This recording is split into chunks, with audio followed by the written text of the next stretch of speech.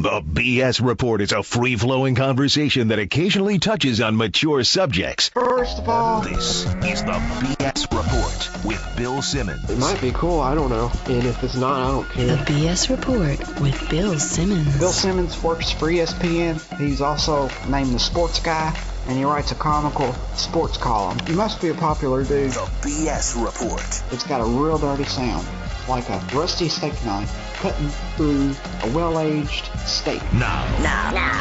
Here's Bill Simmons. Welcome to the BS Report, part 2 of the Mega Playoff Podcast. If you missed part 1, then we had Cousin Sal and Bill Barnwell from Greatland.com. Here's part 2, Aaron Schatz, Chad Millman coming up a little bit later. Right now from the NFL Network and NFL.com. Was supposed to be in the studio with us, but got pulled into the TV studio because there's some crazy NFL stuff going on. Mike Lombardi, what's happening? Not much, Bill. Romeo Crennel's back in the league, which kept me out of there. Thank God. I Thank knew you God would he's enjoy back. that. I love having Romeo back. And if I can get Marty Schottenheimer back in Tampa Bay, huge. I'm so excited to have Marty back one last time. Well, but you could also get Brad Childress. They're interviewing him today. Oh, don't tell me that.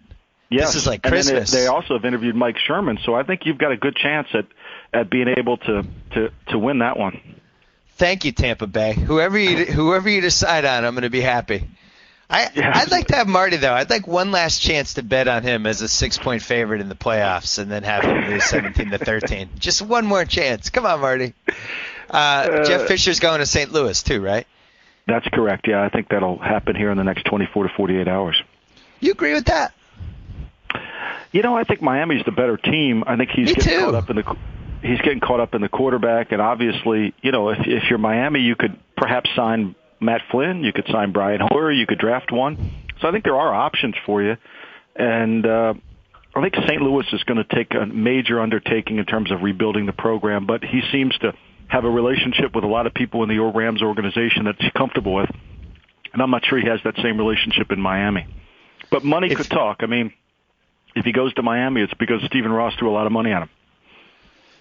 Well, what do we know about that Stephen Ross, though? I'm not sure. Maybe that was part of it because he seems like a little bit of an eccentric owner. Yeah, I think he doesn't quite get it. It's interesting that, you know, you listen to him talk at press conference. He's looking for the next Don Shula, and, you know, those things, those are difficult to find. So I don't know how that organization's structured to be able to help a guy like Jeff Fisher. So I think that's a concern for him in St. Louis. I think he can pretty much dictate the organization's tempo and what they want to do and how they want to be set up.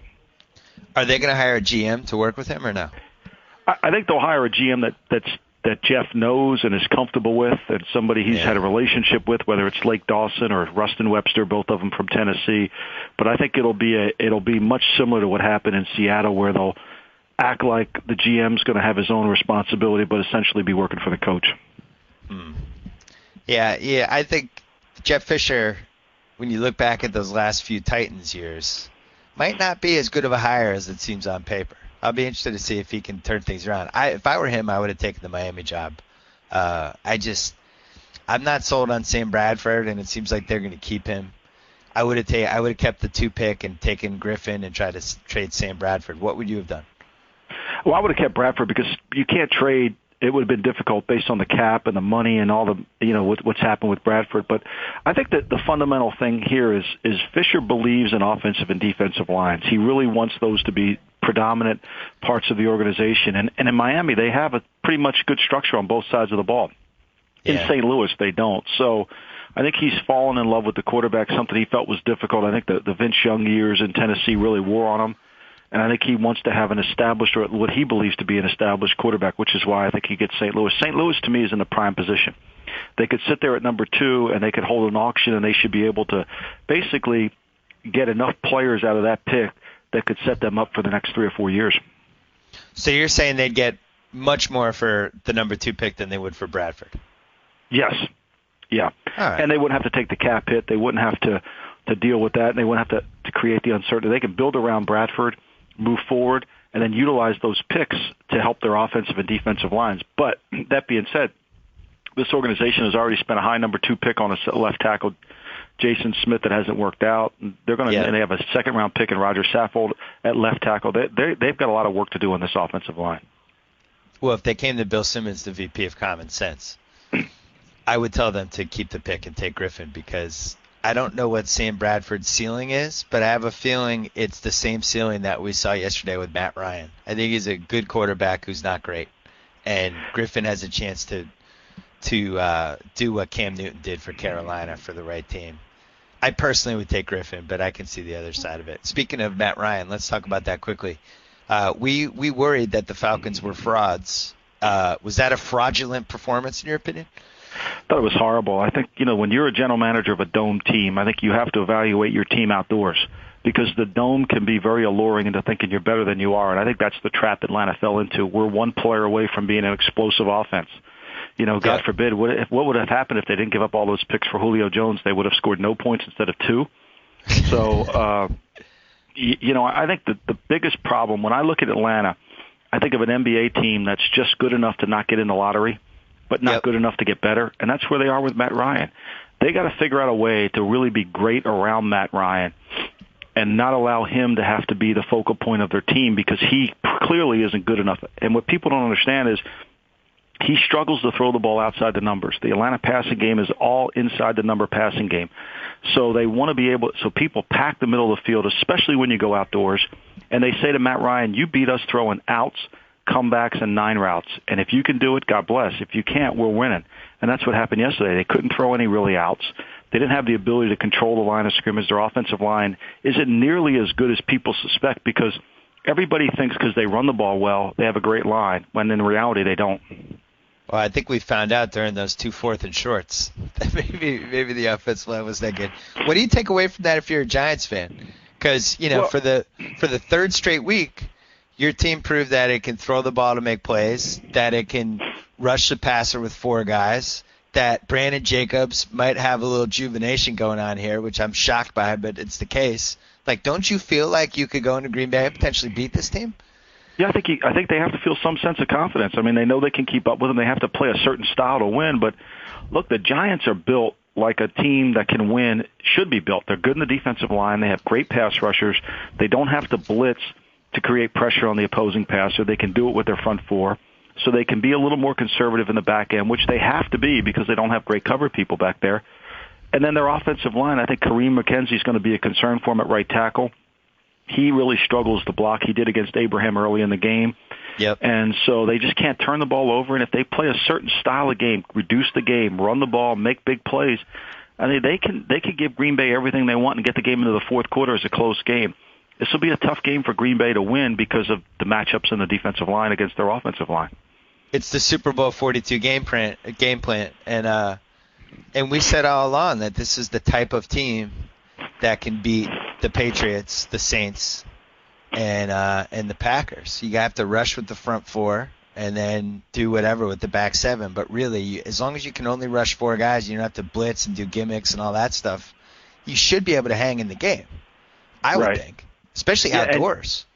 And you can't give up big plays down the field. Make Green Bay work it. Make Green Bay utilize clock to get the ball in the end zone. Don't let them have one-play drives for touchdowns. And keep the game as close as you can and get it to the fourth quarter and then try to dominate the game and win it there. And that's, to me, the best thing you can hope for when you're playing against a great offense is keep it close. Look, they shut out New England in the first half on the road. They know how to do that. They can certainly do that, and they have the team to do it. Denver has to probably execute a similar game plan against the Patriots. They don't have the same horses. They do have Dumerville and Von Miller. Von Miller seems like he got going again a little bit in that Pittsburgh game yesterday. They can rush with 2 guys, that's it. Is that enough against Tom Brady? I think it's going to be hard for him against Brady because, look, Denver's defense, even though they've been a nice story, they really haven't played great football. I mean, the last 4 weeks they gave up 400 yards yesterday to Pittsburgh with really Ben Roethlisberger playing on one leg. They played great in the red zone, which I think they have to play. Pittsburgh's got the ball in the first couple drives. They're down there. They kick field goals. That kept them in the game.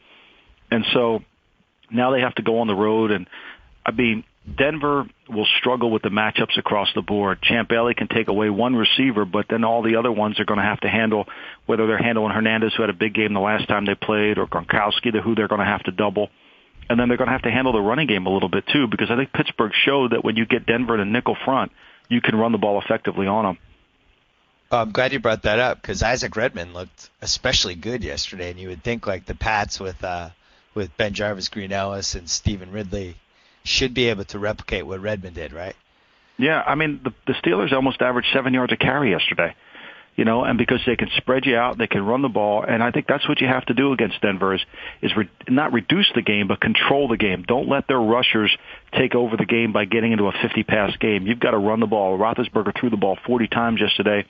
He was sacked 5, but he needed to get that running game a little bit. He needed to make a few other plays. They had a chance to make them. They dropped them, but I think really when you look at it, that's the recipe for New England. Control the game with their running game, control it with their passing game, and keep Tebow on the sidelines and make him have to play a sense of desperation, not let him play with the lead. When he plays with the lead, they're a much better team, Denver. Did Tebow play much better than you expected? Better? And insanely better than you expected? Where did that rank as you were watching it for you? Well, I thought he's always been a very good deep thrower. I mean, look at the season he's had this year of the throws he's made over the shoulders of defensive backs, whether it's been Decker in the end zone, whether it's been Eddie Royal, he's been a very good deep thrower, especially to the outside part of the field where he feels really comfortable letting it go. He feels like his guy's either going to make the play or it's going to be an incomplete. He doesn't worry about the turnover on the deep throws. And I think that where he struggles is like on the third down pass when he has to keep the ball on the in route to Demaryius Thomas, he throws it in the ground. And I think this week you'll see New England take a different tack. Everybody wants to play cover zero against them, get all those guys up in the box and take away the run. But I think now you're going to have to respect Demaryius Thomas, and you're going to have to respect his ability to throw it in the third quadrant of the field and play good back there and keep your eyes on him, not necessarily turn your back on him. Demaryius Thomas, 22nd pick in that draft. They took Tebow 25th. That's becoming a story now about Josh McDaniels. Maybe he wasn't as bad as drafting as people thought. I really like Thomas. And on top of that, he's an atypical number one receiver because it's such an ego-driven position. And yet he seems like, old school, doesn't care about attention, seems like a great locker room guy. I thought he was incredible yesterday. He got totally buried by Tebow Mania, and that's just going to happen. But is this guy now like a legit number one force, or was that just a good game? No, I think he's a legit number one. I mean, remember, coming out in that draft, he was the guy that was hard to evaluate because of the system of offense at Georgia Tech. But his talent level led you to think he was as good, if not better, than Des Bryant without all the off-the-field issues of Des Bryant. Yeah. And that's why they made that decision. That's why they traded Brandon Marshall and got the 2 number 2 round picks for him and replaced him with Demaryius Thomas, another big receiver. So I think he's a legitimate player, and he catches the deep ball well, and he can run with it after the catch, as we saw. He was injured the last couple seasons, and now he's starting to come in his own, and I think you really can see the explosive nature of his game. I mean, he's got Calvin Johnson-type size and speed that's effective. Right. And in the was that was a guy that didn't Belichick like him and urge McDaniels to take him, I thought? Yeah, I think I was there and talked to them about that. I think they always liked Demaryius Thomas. They were concerned about his foot injuries, which you're always worried about a guy that has to put a screw in his foot, or is he going to be healthy from that? So that was the concern. But just in terms of working him out, I know from talking to McDaniels, when they went to work him out, it was sensational. He was explosive in the workout, and they thought he was going to be a great player. Yeah, I wish he was on the Patriots. So the Eric Decker injury, though, they already had probably, other than Thomas, the worst collection of receivers and tight ends in the league. Decker goes out. They had guys in there that I'd never even heard of. Then on the other side, you have the Patriots defensive backs who are equally mediocre and awful, and people that are converted receivers, things like that. Is this the best possible scenario for the Patriots, right? Well, I think it's a passing game that they should pretty much. It's not a sophisticated passing game by any means, so they're going to get a good handle on. I think you'll see McCourty's play last week when he played against Buffalo at safety, and when they had Chung back on the field, they put Sterling Moore in a corner. They became a better defense, even though the first quarter they gave up 21 points.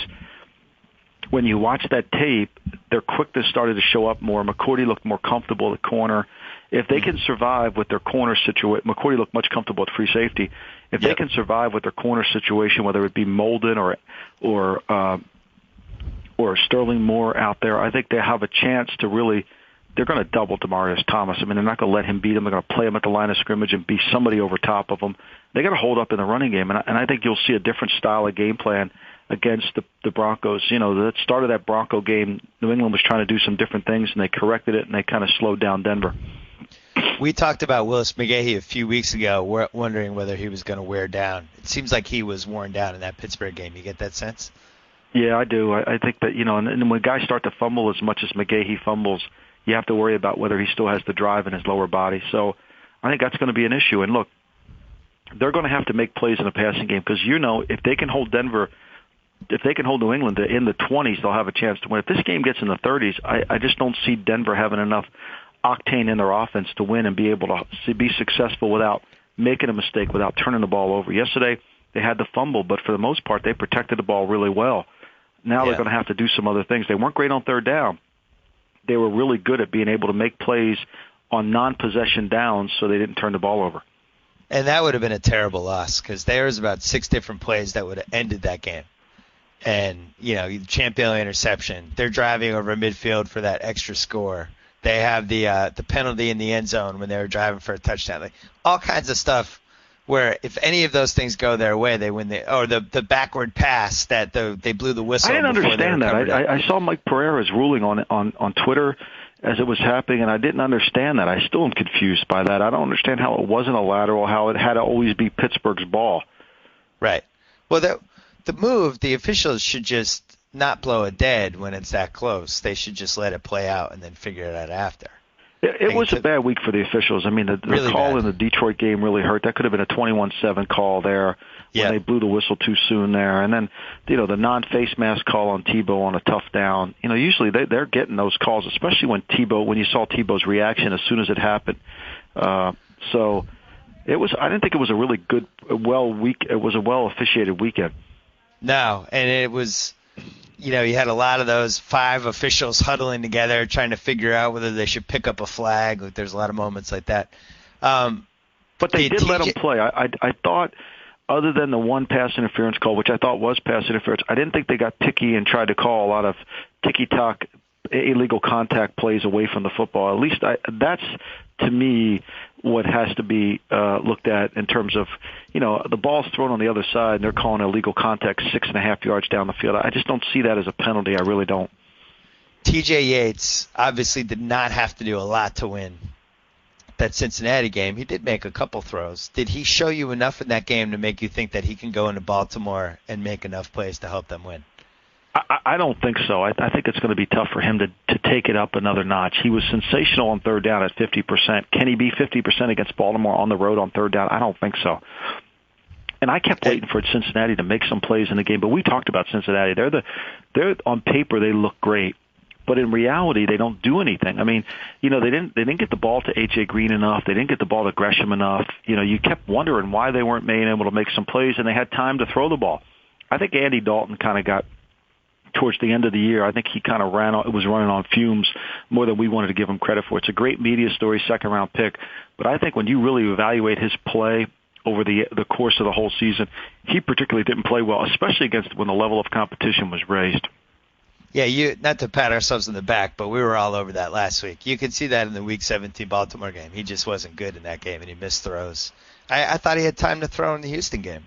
He did. He just kept wondering. He patted the ball. He wouldn't cut it loose, and they couldn't get the ball to the receivers they had to get to. And look, Houston did what they had to do to win the game, but that's really shouldn't have been. That game shouldn't have been, where they only scored 10 points in the game. They should have, with those weapons they have on offense, they should have been much better. And also a typical coaching playoff apocalypse from Marvin Lewis, getting rid of both of his challenges and just in general they had that playing not to lose kind of vibe to them. I think you got to be aggressive on the road, and they weren't. And I'm not sure who's advising him on the challenges? This is 2 playoff games in a row where he's gone to halftime without any challenges left. Unbelievable. Yeah, it's remarkable. It's just. He challenged the one that I don't think they really. I don't think they really hammered it enough. Why would you challenge on a non-possession down? Wait, why would you challenge on a 2nd and 2 to see if you don't get it? It's a non-possession down. There's no reason to challenge.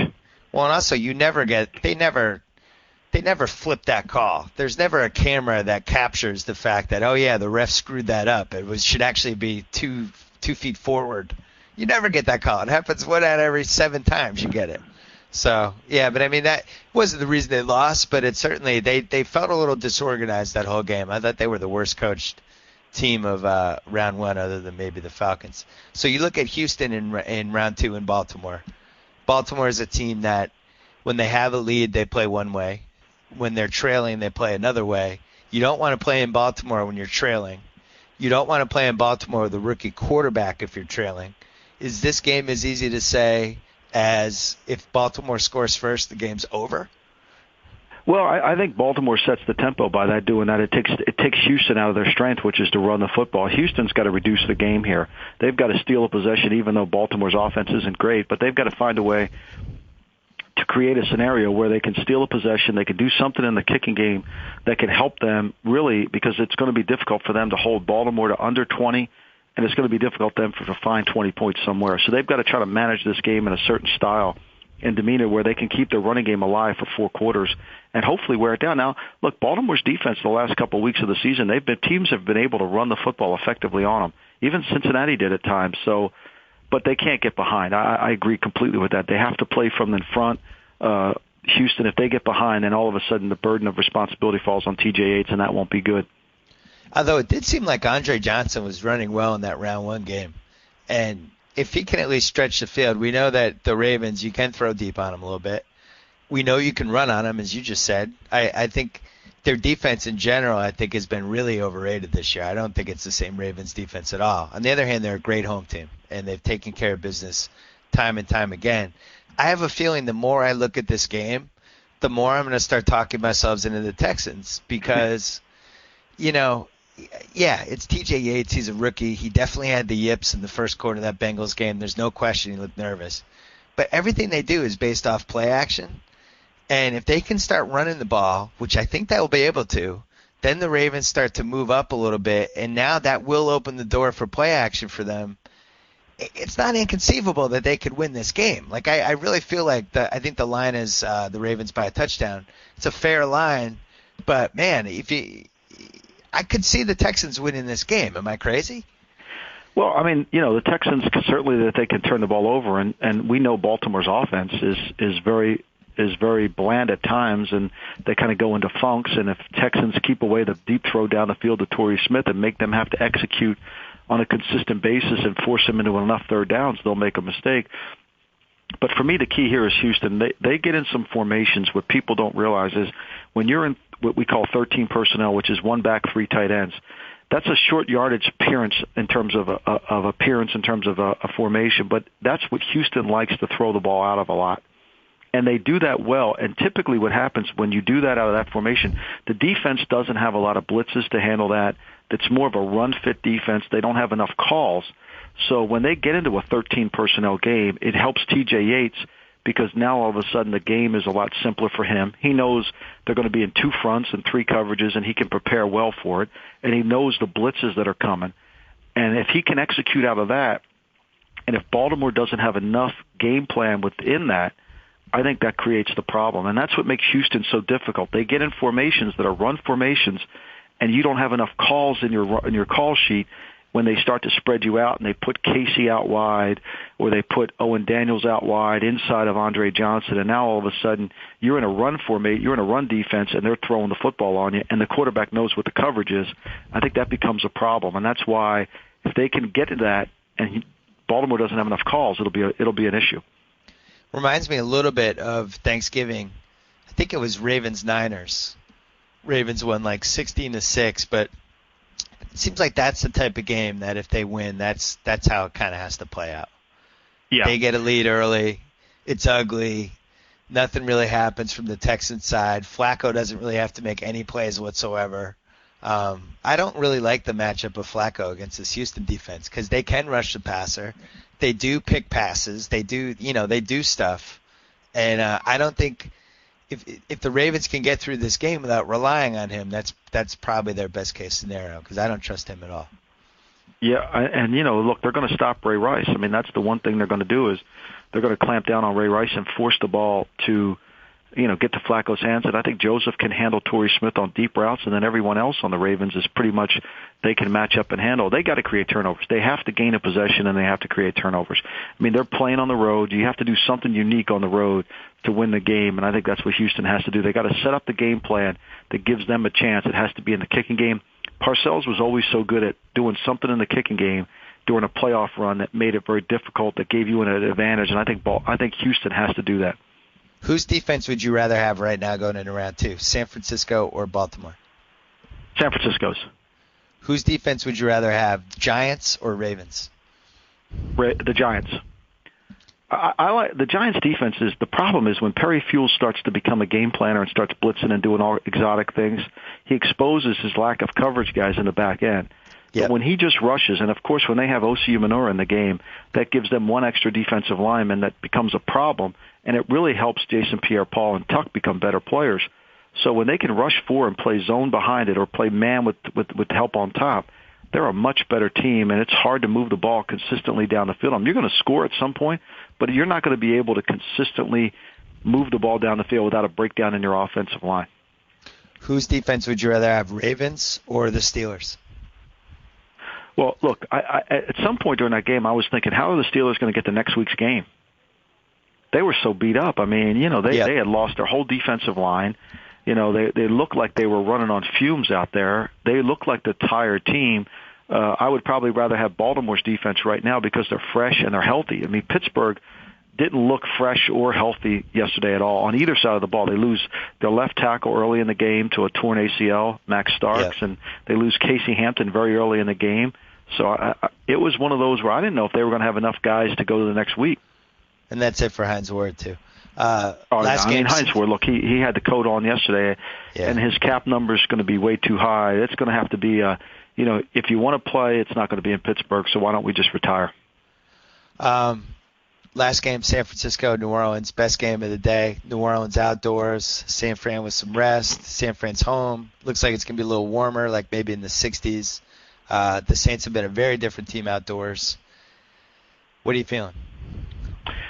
Look, I think it's all about pace in this game. I think the Saints are a different team when they go outside. San Francisco has a lot more confidence playing them on grass, heavy grass, maybe a little wind and candlestick. Maybe the perfect elements don't exist. And I think they have to take advantage of the Saints' defense. I think they have to control the game and basically take advantage of the defense. And that's going to come down to being able to win third and shorts. I mean, really, when you look at the weekend, the teams that were able to convert those third and shorts won games. The teams that couldn't, Cincinnati, the Atlanta Falcons, they lost. And I think that's where San Francisco must have a huge arsenal of plays on their 3rd and 4 call sheets so that they can control the football, keep it away from Drew Brees and keep this game somewhere in the low 20s and find a way to win it and make a big play here or there. And they'll get their opportunities to make plays against the Saint defense. They'll give you plays. And they're going to catch them in some blitzes because, remember, in the preseason game, the Saints really blitzed the 49ers unexpectedly, and they created some problems for Alex Smith. I think now you'll see that maybe the 49ers have worked that out, but I'm sure the Saints are going to come in there with a heavy dose of blitz. They saw Baltimore do it to them and beat them, and I'm sure they think they can do it as well. And you know Harbaugh pretty well. He's spending the whole week this week telling his team, nobody believes in us. We're 3.5-point underdogs at home. We're a 2 seed. When are you guys going to stand? Like, he's doing all that stuff now, right? No question. He's in game mode correctly. He's in game mode right now. He's been there the whole time. And he's got a defense that's going to create some problems. I mean, look, Aldon Smith going to rush against Zach Strief or whatever he does on that. If he goes on the right side, that's going to be a problem. And it's going to be hard for them to consistently handle the front of the 49ers. And I think if I were the Saints, I'd get into a no-huddle game, and I would try to up-tempo this game and tire out that defensive front and maybe not win the first quarter, but tire the team out and try to get the game and get them worn down. I think you see that. When you watch some New England games, Brady gets pressured early in the game, and then all of a sudden he has no pressure. Well, it's because the no-huddle's worn down the opponent. And I think that's what the Saints have to do, wear down this 49er team, wear them down so you can throw the ball effectively, because if they can't rush the passer, they're going to throw the ball for a lot of yards. Is it fair to say that if the Saints score more than 24 points in this game, they win? Yes. Yeah. The last thing you want to do is get into an up-tempo game. It's like playing the Lakers. Are you going to beat the Lakers in the old days in a run and gun game? Yeah. No. You got to make the Saints play a different game. Now, the one thing about the Saints offensively, they're tough and they're physical. And they have some matchup problems that create some issues for the 49ers defense. And the game's going to come down to it. This San Francisco team's much like the Giant team. The San Francisco team must win with their front. The Giants team must win with their defensive front. And I think if they can do that, they have a chance. If they can't, then it's going to be a long day. Last question. Every round 2, it seems like there's a home team that just takes a dump in the game. It just stinks. No show. Your odds-on favorite to do that this weekend. Well, I like San Francisco to win, but I think if you ask me a team that could struggle, I think you'd have to look at San Francisco. New England, I'd have a hard time thinking they're going to struggle. I mean, this will be the third year in a row they've had home field advantage all the way through the playoffs. I can't imagine that the attention level in New England is going to be down. I think that the focus is going to be fairly strong, and I would think the crowd's going to be on Saturday night fairly loud and significant in New England. I can't imagine they come out and lay an egg. Could I imagine them getting beat? Yes, I could, but I don't think they'll lay an egg. I think the only team that could lay an egg is the 49ers, because if they get behind in the game, that's not their way they need to play. So you don't see the Ravens laying an egg potentially? I don't, because I think, at some point the Ravens defense is going to create some problems for TJ Yates and have to play in the game and force him to make a mistake. And I think it's just so hard for young quarterbacks against a team like Baltimore. Now, like I said earlier, if they can get into a formation that reduces Baltimore's call sheet and they can work out of that formation and be successful, I think then they'll have a chance. But they got to find that formation. Most good coordinators always look for the formation that they can get into that teams don't blitz out of. And if they do that, they'll be okay.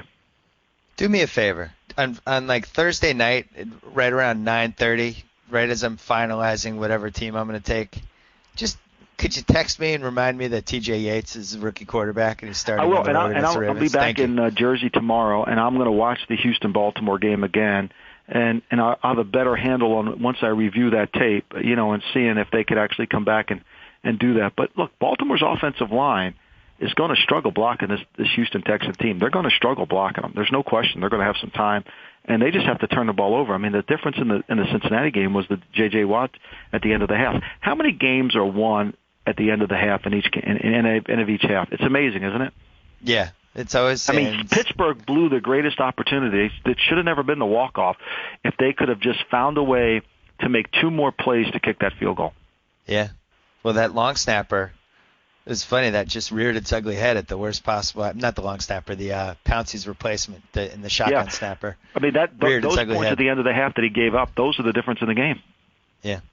Mike Lombardi, we will watch you on NFL Network all week. We will read you on NFL.com as you do your playoff previews and all your other information stuff. And we will talk to you next week on the BS Report. Thank you. Thanks, Bill. Bye-bye. All right. Let's bring in ESPN The Magazine editor-in-chief, Chad Millman. What's happening? How you doing? I guess the story, from a Vegas standpoint, the story of the weekend, the Denver Broncos winning as 3-1 underdogs. So if you had that money line, it was kind of exciting. Yeah, and the money started to go that way. We spoke on Monday. We spoke on Tuesday of last week, and we didn't know which way it was going to go. And then as the week went on, the money started to come in on the Broncos as well, largely because it seemed like there was nobody playing in the middle of the field for the Steelers anymore, between Pouncey and losing Ryan Clark. It's like people don't recognize that when guys are handicapping games, what they are thinking about more than anything is the offensive line. And losing a guy like Pouncey, and you saw this in the game yesterday, that snap was incredibly important. And those were points that they were not going to get back because of bad snaps. And so, that's a huge, huge part of the game plan when guys are handicapping and power rating teams. What did you hear from the Vegas guys about how the week went? Where did Vegas win or lose this in round 1? Well, what's interesting is, so many people I knew were looking to bet the Falcons, which they did bet, and they were looking to bet the Saints-Lions under in terms of sharps. And so nobody was coming out with, we talked about, is there going to be someone that has a 4-0 weekend? nobody was coming out with a 4-0 weekend because everybody that I spoke to was on one of those two games, if not both of those games. Those were sort of the plays where guys were starting to see, okay, here's where there's a little bit of value when this line gets to 59.5, when this total gets to 59.5, they're going to start betting the under. And when the Lions or the Falcons, they were betting it at +3 almost as soon as it came out, and then the books just kept adjusting what the juice was on that game instead of trying to jump off the number of 3. So to me, those are the games which, from a sharp perspective, guys didn't do what they expected to do and didn't do as well. But certainly, guys were buying back on the Broncos as the week went on, and everybody was on the Texans, so it sort of was a wash in terms of that regard. Yeah, that Texans line jumped from 3 to 4. Yeah, on Friday morning, all of a sudden, I didn't even realize I handed in my column, and then apparently it had jumped from 3 to 4. Well, that was one of those games. We talked about this last week too, is where the number was posted at 3. And the same as the Falcons and the Giants, and bookmakers want to stay on that key number of 3 for as long as they possibly can. And the past few years, they do this with more games than they used to, in that instead of moving it to 3.5 or 2.5, if they start to get a lot of action on one side or the other, what they're doing is they're moving the juice. And so they're making it, -120, or it's, even money at 100. So that's what they're already starting to do a little bit. They did that with San Francisco and New Orleans, and that game, they just got so much New Orleans money, they had to move it off the number and move it to 3.5. We knew that they were going to be. I had a feeling all week they were lying in the weeds, waiting to pounce on that Houston line. Yeah, which they did early. It happened Friday. I thought it was going to happen Saturday or Saturday night, and then I had a feeling that Broncos line was going to drop because of all the Pittsburgh injuries. There's no way. High. Yeah, it was way too high, and it seemed high when we were talking about it on Tuesday of last week. Projecting it could go to 9.5 or 10 when I think it was at 9, and we were both talking about how it just doesn't make any sense that a line could be that high and you wouldn't be coming back and taking the Broncos, because Roethlisberger can't protect himself. You don't have Ryan Clark. You don't have Mendenhall. You're playing in altitude. It just seemed like it was. Also, look at it logically. The total on the game, even though it blew way past the total, was 34. So you're telling me that in a game in which bookmakers are projecting the total to be 34, you're going to end up with a game that ends up as a 9-point difference? It just didn't make any sense from that perspective either. So that, everybody started buying back on the Broncos as it became later in the week, and you realize what bad shape the Steelers were in. Two people didn't believe that Tebow could throw on the Steelers. The Steelers and Vegas. Yeah, right. Exactly. And he shoved it on both of them. They must hate. Do they hate Tebow, or do they like it because more people just want to gamble on anything? They like it because he's a draw. He sells everything. He sells ratings. He sells commercials, and he sells bets. People want to bet on Tebow, and so now you're looking at the Patriots at -13 or 13.5, or they opened at 14 in some places, and I'm telling you, that 14 and that 13.5 is only because, there's such attraction to this game. Yeah. It's Tebow. I love watching it. It's great to see. It's confounding as a bettor because you just don't know what you're going to get. And the whole time yesterday, about midway through the fourth, when it was like 23-13 or something like that. And I'm thinking, all right, the Broncos might win this game. What's the line going to be? And I remember that the Patriots had been 7-point favorites when they played last time. So if you calculate, it's 3 points for home. So you add 3 points for neutral field. So that would make them 10 points if they were playing on a neutral field. And then 3 more points in Foxborough. So it's 13. So I'm thinking the line will open at 13. Thinking, would you bet against Tebow at +13, at -13? I don't know if I would right now. I thought it was going to be 10.5, just because you can throw on the Pats, backdoor touchdown, all the same reasons why the Detroit New Orleans line should have been 10.5. And we should talk about that for a second. What really a riveting fourth quarter for anybody who enjoys gambling. 10.5, Saints score goes up to 17. The Lions had the ball. They were driving. The Saints got it. It was like there was a backdoor cover.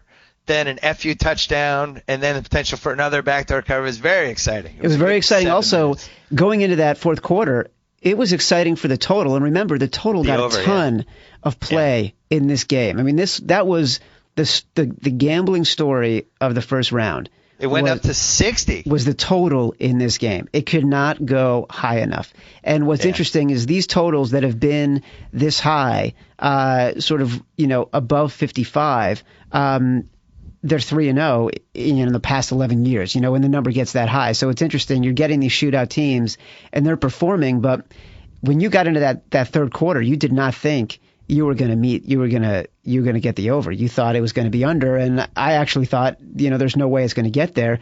And then all of a sudden we're midway through the fourth quarter and I start doing the math. I'm like, they're going to get 70 points in this game. I mean, that was like a 28-point fourth quarter. That was insane. Yeah, So they were 24 at halftime. As a gambler, it was exhausting because every scenario was a possibility until it wasn't a possibility. But you had to keep thinking hold on, it was. though. But so Breeze takes the kneel with 36 seconds left, fourth down. And if you had the Lions plus 17, you're thinking this is great. They're just going to heave it downfield. I might get the Calvin Johnson touchdown. But no, they just ticked off the last 36 I know. seconds. How frustrating. Total screw up. That's what I'm saying. It was until the moment it ended, you were basically in the green zone. It's like you could have made money. Yeah. The easiest bet of the week, not that bets are ever easy, but this was one that jumped out to Cousin Sal and I. The Saints were minus 150 to score the most points in round one.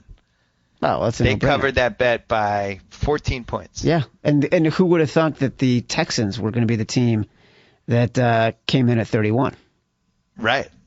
Or that the Broncos would finish third? Yeah, they had the third most points. I mean, there were people who didn't think the Broncos would score 10 points. Just for the record, I may or may not have made this bet, but the Saints money line, Texans money line, Giants -3, and the Broncos money line was 13-1. Really? Yeah. Wow. I like how you look. You search if you were to do that kind of thing. Well, that's a bet that if you hit the first three, which you should unless an underdog wins, and you like the Broncos money line, which was plus 310. Yep. Now it's 13-1 instead of 3-1. It's a great deal. No, it doesn't always work, but that's why the parlays are so much fun. Right. Now, the gamblers would tell us never to do parlays and just to bet everything straight up because you're trying to win 58% of the time. But they would also bang out say, your look, bets. if you're only going to do it every once in a while, it's like you don't do the parlays if that's all you're doing. But you can find opportunities and everything. Listen, I'm a teaser convert. So it's like if we're going to say you can do teasers, then every once in a while you can do parlays. Well, the 10-point tease once again would have screwed everybody because anybody who did a 10-point tease in round one would have thrown the Steelers into it. Right. Well, that was the thing is I think I emailed you this when I was in the middle of doing a podcast with somebody earlier on Thursday or Friday, and it was the second time in the span of an hour that I had heard a professional gambler or a bookmaker say to me that they liked the 7-point tease with the Steelers Broncos moving from -8 to -1 and moving the total from 34 to 41. And that was an idea that a lot of guys were thinking about for this particular game. The one it seems like, because I had read this in one of your pieces, and just it seemed like a thing in general. All they're trying to do is finding value and removing the human element. And I think this will happen. I think that will happen. It seemed like everyone in Vegas agreed that over/under for Saints Lions was 5 points too high. Yep. And that they're getting a free 5 points with that over/under. This is fantastic. The public is betting this up. Everybody thinks it's a shootout. Charles Barkley's going on the NBC studio show. He's saying it's going to be a shootout. It just seemed like it had all the makings of the classic. No, actually, this isn't going to be a shootout. And at 14-10 at halftime, seemed like we're headed that way. So I'm guessing if I had to look at how Vegas did in round one, I would say Vegas lost. Well, yeah, except that you don't know how they did with, on the other side of the, I think they did okay with the Giants game because I think everybody was betting on was betting on the Falcons. Oh, I should have said the Sharps. The Sharps. Oh yeah. Well, yeah. The Sharps. The Sharps did not do well with that total. They definitely did not do well because I would say the sports books were doing great until all the insane people who had the Broncos money line going in some form ended up killing them in the last. Got absolutely nuts. But the Sharps were all over that total. Every single guy I spoke to was like, I'm fading this. As soon as it gets to 59 and a half, 60, I am fading this number. There's no way it's going over that. And of course it did. And that's actually what worried me. By Friday, I had been all over the Falcons early in the week. I'm like, there is no way the Falcons don't cover this 3. It's a no-brainer. I was hoping it would go to 3.5. That there'd be a lot of Giants money coming in, and I was going to be able to get a hook, and it was going to be great. It didn't go that way. And by the end of the week, after I heard every single person tell me how much they like the Falcons, I'm like, there's no way the Falcons are winning this game. It's like it's not even about anything statistical. At that point, it's just karma and feeling. We talked about this last week, where sometimes you have those weeks where what you like doesn't line up with what the public likes, and that's actually a good thing. Yeah. And I felt that way about the Texans game. I just couldn't understand why anyone was making a case for Cincy. And then the Giants-Atlanta, I just think Atlanta was a little fraudy. That was fun. You were right. I like being on the lesser side, and now that going into this week, I feel like I'm lined up with what everyone else thinks, which is you want to be a contrarian bettor because the lines are favored towards what the public is going to do. And what do we think the public is going to do in round 2 here? We think everyone's going to talk themselves into TJ Yates can't win on the road. Everyone is going to one storyline. B, everybody is going to bet the Saints. Yeah. In San Francisco, it's going to be a shootout. They can't score enough points. No doubt in my mind that people are going to bet that game up. And I would bet that Sharps are just lying in wait for that game to go above 3. It's now at 3.5. It could potentially go to 4. And I think that people are going to start buying that back.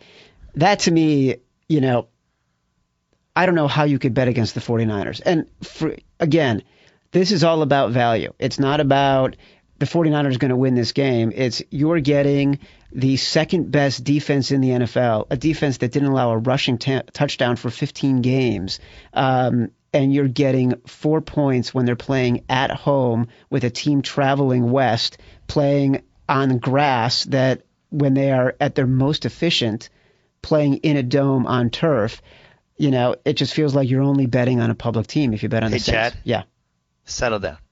We want the public to like New Orleans in this game. You're right. Let's cut that part. We're going to edit that out of the podcast. Good idea. Yeah, the case you just spelled out, I don't want Jim Harbaugh to know that case, and I don't want the 49ers to know that case. I want them to think that everybody thinks the Saints are going to win this game, so he can give a impassioned, nobody believes in us speech. A rousing speech? Yeah.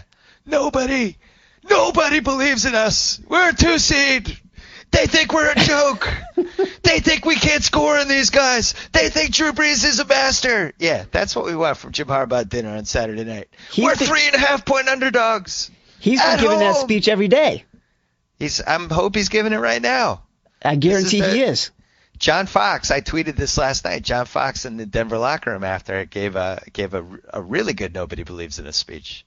Or nobody believed in us speech, which is better because that means it already happened. I couldn't. Did you that picture they put up of John Fox when he was with the Steelers? Did you see that picture? Yeah, it was great. That mullet. That was phenomenal. Awesome. I like John Fox. I think we don't see coaches do this enough, where they just say, you know what, this doesn't make sense, and this isn't what I'd normally do, but let's just ride this, and I'll change my system, and this gives us the best chance to win. I don't have an ego about it. He just did what he needed to do. You don't see coaches do that all the time. Well, you know what's interesting about that, and the fact that he actually coached for Chuck Noll, is that's exactly what Chuck Noll did. Everyone thinks that Chuck Noll was always about defense and grinding it out. When they changed the offensive rules in the late 70s to make it a more open game, Yeah. Terry Bradshaw was the MVP, and they went on to win the Super Bowl, and he threw for more yards than he ever had. And Chuck Noll just opened it up and said, let's go do it. That's going to be the rules, then we'll take advantage of those. He was like as sort of anti-system as it got. He was just take the best players and go. You wouldn't happen to know if there's a book about that I could read that would go into detail, do you? There is, Bill. It's called The Ones Who Hit the Hardest, and it's about the Steelers and the Cowboys from the 1970s. Yes, thank you for asking that. Oh, I'm going to check that out. I think it's on Amazon.com. It is on Amazon.com. Sounds like a book I'd want to read. You definitely would want to read it. I encourage everybody to check it out. Oh, all right. Thank you for that. I don't remember who wrote it, but that's a good book. Yeah, it was excellent. So we think that New Orleans will be the public team this week, and we think that everybody and their mother is going to throw Baltimore in a two-team tease with somebody. Yes. Maybe Baltimore and the Packers, if that gets to 8.5. Yep. That was exactly what I was thinking was the Giants and the Packers. Think the Giants money line is going to get some play this week, I predict. I would bet it would. It's such an interesting game because juxtapose that to the Broncos and the Patriots. So those games were played roughly, 4 or 5 weeks ago, whatever they were. Right. Both times, the visiting team, the Patriots and the Packers, were 7-point favorites. This game, you go to the Patriots and the Broncos, and the line is -13 in Foxborough. You go to the Giants and the Packers, and it opened at 9 in Lambeau. So basically, anything that happened a month ago and any relationship to the point spread has been thrown out the window. It basically moved 2 points for two teams that are largely exactly the same as they were when the Packers were 7-point favorites on the road a month ago. We talked about coyote games last week when the sharps lay in the weeds like coyotes and they wait to strike on the baby deer. I think there are two of them this week. I think that Baltimore line gets up to 8.5. I think they're just kind of waiting and biding their time, and then they're going to bet that up because of the TJ Yates thing. And then I think that Giants game goes down. Oh, it's definitely going to go down. I think that ends up at 7.5, kind of like what happened with Pittsburgh, Denver. I think they're just kind of waiting. They're going to let everybody write stories about Rodgers and all that stuff, and then on Friday or Saturday, the Coyotes are going to come out, and that line will drop to 7.5 and stay there. That's my prediction. I'm with you 100%. If anybody in Bristol was inclined to make a bet and ask me if I was interested in this game, I would have said to him maybe 15 minutes before I came on the podcast, I was leaving my office, I'm going to wait until the game gets to 7.5, and then I'll decide. Yeah. Because that's exactly what I think is going to happen. I think Pats Denver ends up at 13, and I think you're right on Saints Niners. I think it gets bet up to 4. And then I think it ends at 3.5, and might even drop to 3 on Sunday, like an hour before the game. But I see it staying at 3.5. I think that's the right number. Yep, I agree. Chad Millman, ESPN the Magazine. We will see you next week. Who was the hottest Vegas sharp, by the way? This week?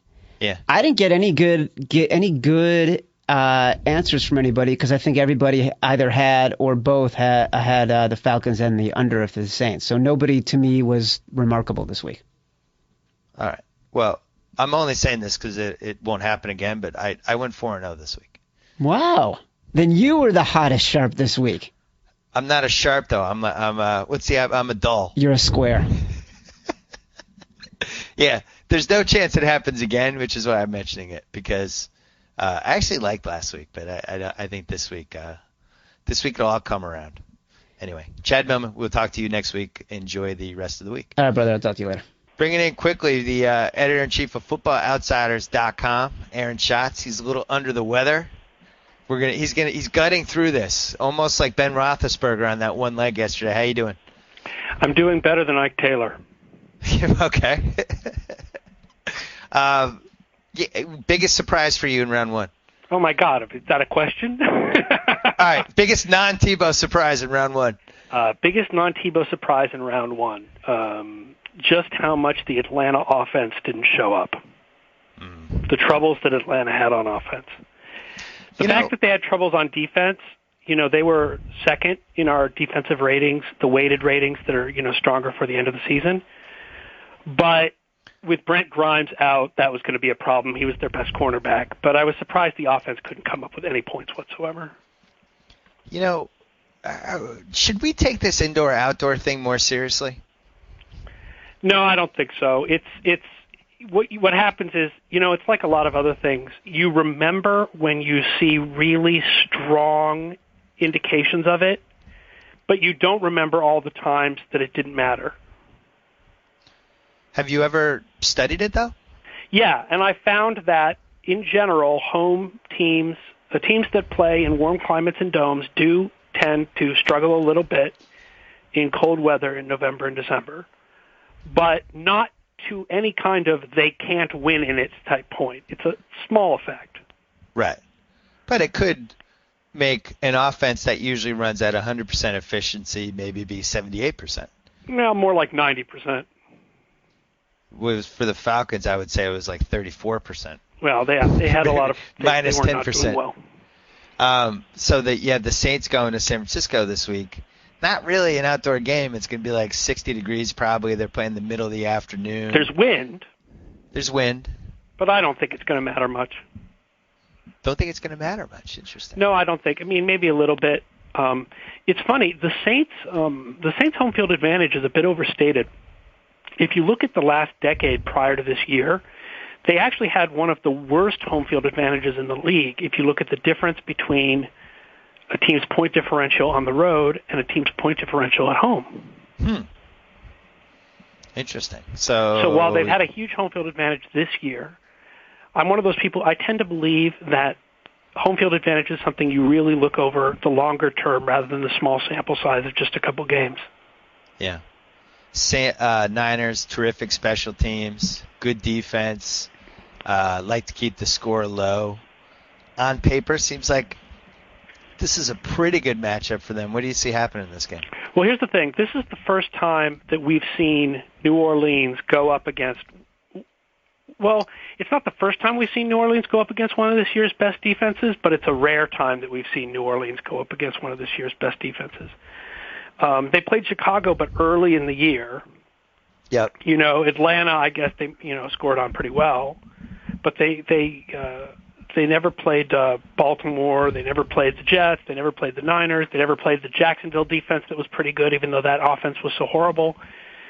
On the other hand, this is the first time we're going to see the 49ers play one of the big three offenses that were the best offense, among the best offenses of all time. Yeah. And you got to understand, the Patriots and Packers and Saints are so far ahead of the rest of the league. They're like miles ahead of the rest of the league on offense this year. And then you come to Carolina, and then there's like another mile behind Carolina, and then you have everyone else. Right. And New Orleans had a lot of success against Carolina. But I'm just thinking about I'm thinking here on the offensive side of the ball. Oh yeah, San Francisco hasn't played these offenses.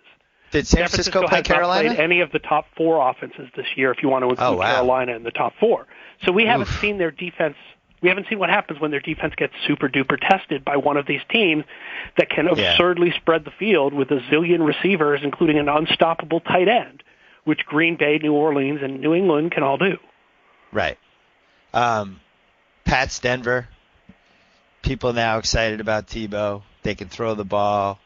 They can throw the ball against this Pats secondary, allegedly. First game was a blowout. Maybe they learned some stuff. Can you make any case for the Broncos? I'll say a couple things about the Tebow throwing the ball long. First of all, he's actually been better throwing the ball long than throwing the ball short all season. Yep. I know people have this picture in their heads of, he throws a lot of bubble screens. But he actually had a very 1970s type passing game this year where a lot of his throws were deep throws that were built off of the play action. Now, the thing about inconsistency is that it's inconsistent and thus unpredictable. Nobody could have foreseen that Tebow would pass the ball with the kind of accuracy that he showed for most of the week, most of the game this weekend. But it means you can't predict that will happen next weekend too. You have to. A better guide to how Tebow will play is not the last game, it's the last 2 months. And while there have been teams in the history that have had this massive playoff turnaround and gone on runs like the 2007 Giants, more often you have teams like last year's Seahawks, who had one upset, and then in the second week against Chicago, they played the way we expected them to play.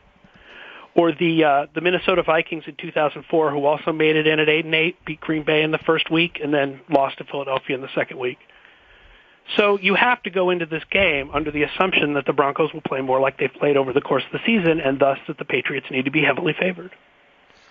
I've asked a couple of other guests today this question.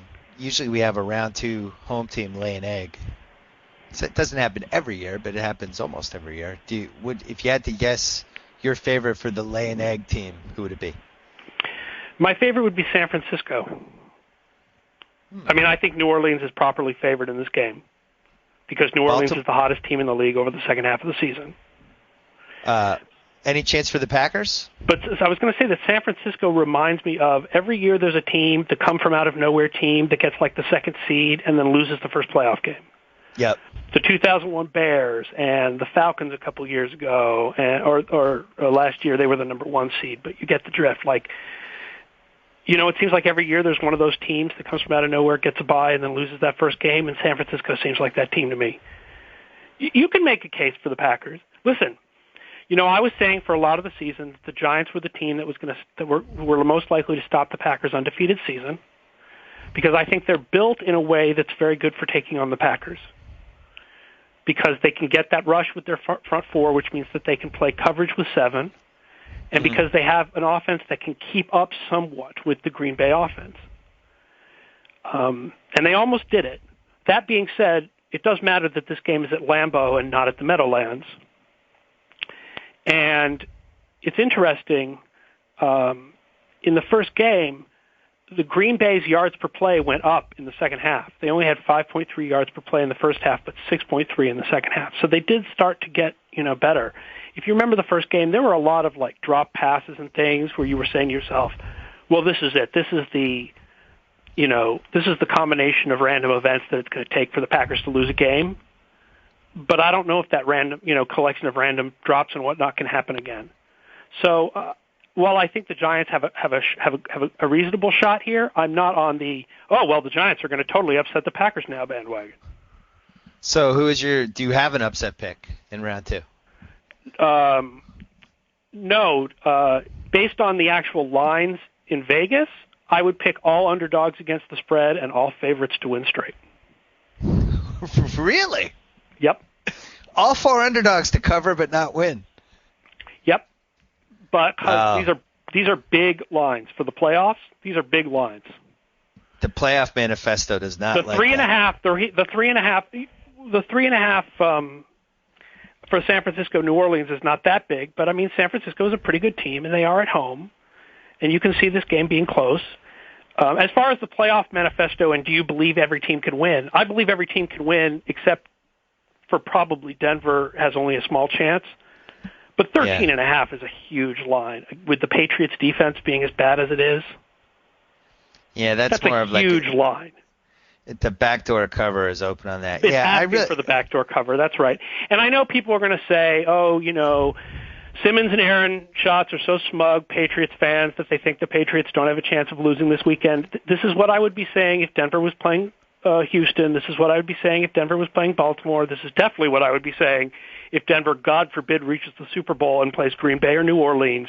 It has nothing to do with New England. It has to do with Denver. I actually really did think Denver could beat Pittsburgh last week.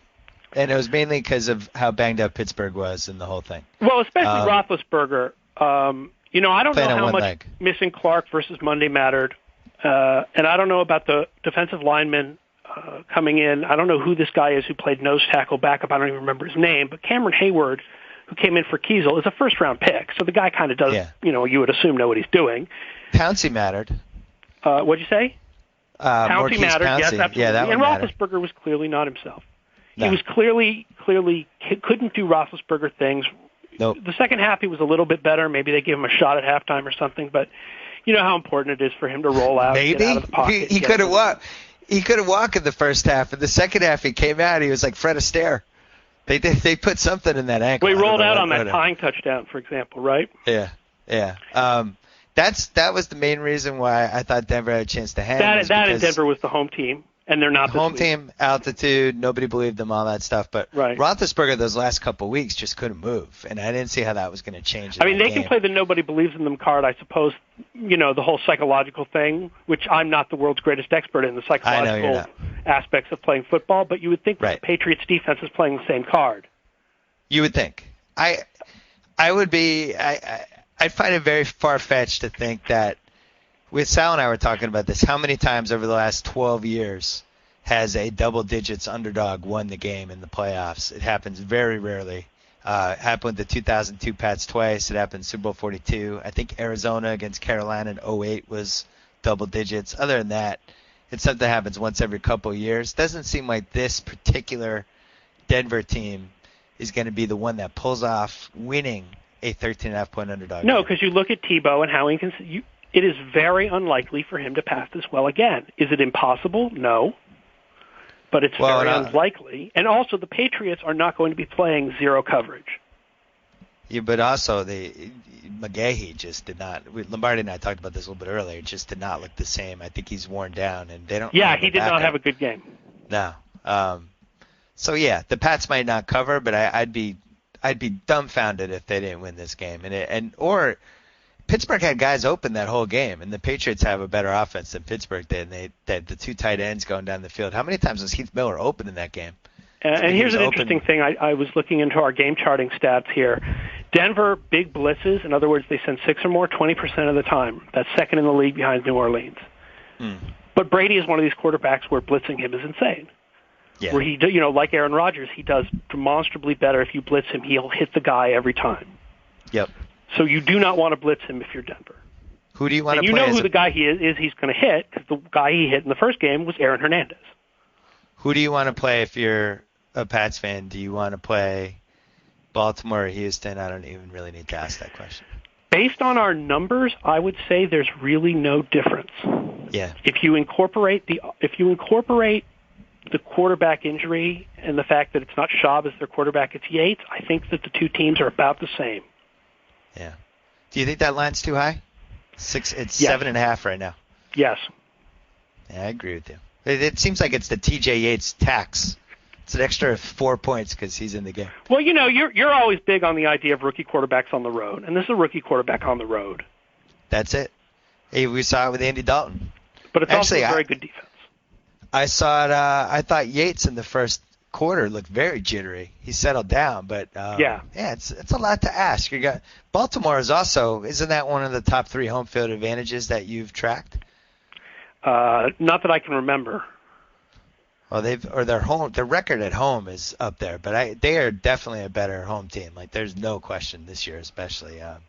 It's a tough spot for TJ. As a Patriots fan, I don't think I really have an opinion. Either way, it's not. I don't think either of those teams matches up with the Patriots particularly better than the other one. The only thing might be if you have memories of 2 years ago and you think that maybe Cam Cameron has some kind of, he knows how to beat the Patriots defense, but the Patriots were such a different team 2 years ago when the Ravens blew them out in the playoffs. Yeah. The defense was playing with a bunch of different guys. The defense was frankly better. The offense didn't have Hernandez and Gronkowski, didn't have Branch back. It wasn't a very good Pats team. Yeah, well, and my dad made this case last night. He wants no part of the Ravens. Ray Rice terrifies them. They match up. They seem like they have our number, all that stuff. And I just think it's a different Patriots team. You should also be equally terrified of the Houston offensive line and Arian Foster. Foster himself shouldn't terrorize anyone, but in combination with that offensive line, the offensive line run blocks so well, and he has such great vision. He's not as fast as a lot of the other backs in the league, but he has such great vision that behind such a quality line, he can get big chunks of yards. And he was superb in that Cincinnati game. And I don't see any reason why facing Rice is any scarier than facing Foster in the Houston line. Ravens run defense, you okay with? The Ravens run defense. Hold on, let me look where they came out in my numbers. Because I always felt like you could run on them. They came out 7th. It's easier to run on them than it is to pass on them, but it's not like they're particularly run-onable. All right. In comparison to some past years, I guess they are when they were like the best run defense in the league for 2 or 3 years in a row. But Aaron Schatz, we'll check out your football previews on Thursday and Friday, and hopefully because I'm kind of really leaning toward the Niners now. Hopefully you can come back on Monday and talk about what a weird game it was and this shouldn't happen, and I can't believe the Niners won. That's my goal for our week 3. The Niners-Saints game is interesting because you can theoretically imagine a lot of different scenarios. You could imagine a shootout, but you could also imagine a low-scoring game where the San Francisco defense takes control over the Saints offense. You can imagine it going a lot of ways. The one thing we know for sure is it'll end in some sort of an odd number that you don't normally see a play at like 5 or 2. Because Akers, he'll have his typical 4 field goals. So it'll be some sort of 26 to 24. I think you're right. The Niners could cover this without winning, which I normally hate to pick. But this is the one game, because this is the one game where the road team is better than the home team. So this is the one game that's closest. I mean, Baltimore and Houston are basically about as good as each other. Yeah. But this is the one team where New Orleans was the hottest team in the league at the end of the year. We will talk to you again next week. For everybody else, if you missed part 1 of the Mega Podcast, check it out on iTunes or ESPN.com's Pod Center. We will talk to you later in the week. So I get to sign off. Whoa! Thank you for downloading the BS Report with Bill Simmons. Too much fun. Check out more podcasts at the iTunes Music Store or at Pod Center at ESPNRadio.com. Peace out.